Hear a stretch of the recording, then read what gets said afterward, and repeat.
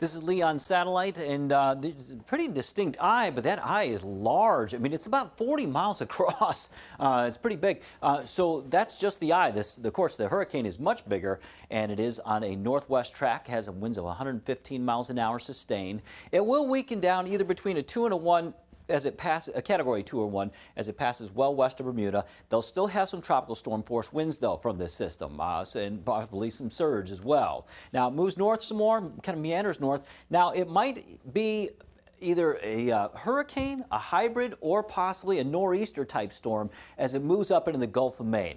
Kind of depends on how fast the cold air wraps into it. Look at that though, the winds sustain 60 miles an hour still at that point. And remember, it's going to weaken before that, so a lot of the surge builds and the surge kind of keeps going. So they're going to see some big problems from flooding, winds all up here in Gulf of Maine over to Nova Scotia and as far west as Massachusetts. They'll have some issues as well.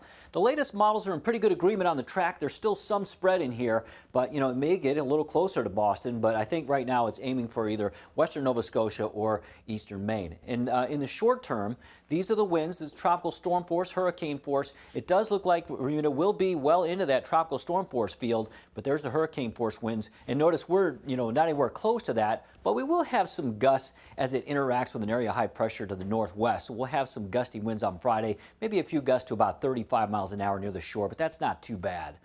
So the surf, conditions are good. If you're going to go out, experienced surfers only. Swim with a buddy, swim near a lifeguard, and hopefully they can guide you to where you can go. Maybe it's a little safer in some spots. But yeah, waves 3 to 4 feet or higher in Virginia Beach and waves 4 to 6 feet at Nags Head.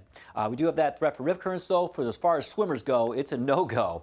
Virginia Beach all the way down to Hatteras, another threat for rip currents, high threat for rip currents today.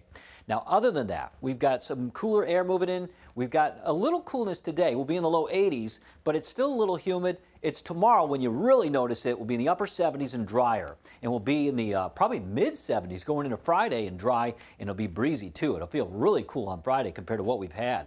Look at that humidity going down tomorrow rather, into Friday, and then it stays down Saturday and Sunday. Goes up a little bit there Monday.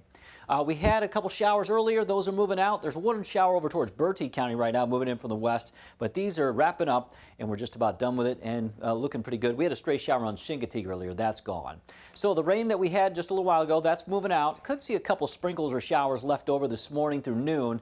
And then this afternoon, late in the afternoon into the evening, some scattered showers and a few storms fire up. Might pick up even a little more in the evening. This model has quite a bit there at 9 p.m. and then it kind of kicks it out shortly after that. But I think a few showers will survive overnight into early tomorrow, and then we'll be drying things out later Thursday. It looks good. So highs today, low 80s Virginia Beach, mid 80s in Chesapeake, mix of sun and clouds, scattered showers out there and a few storms, and then low 80s in Melfa and Hampton and also in Newport News today.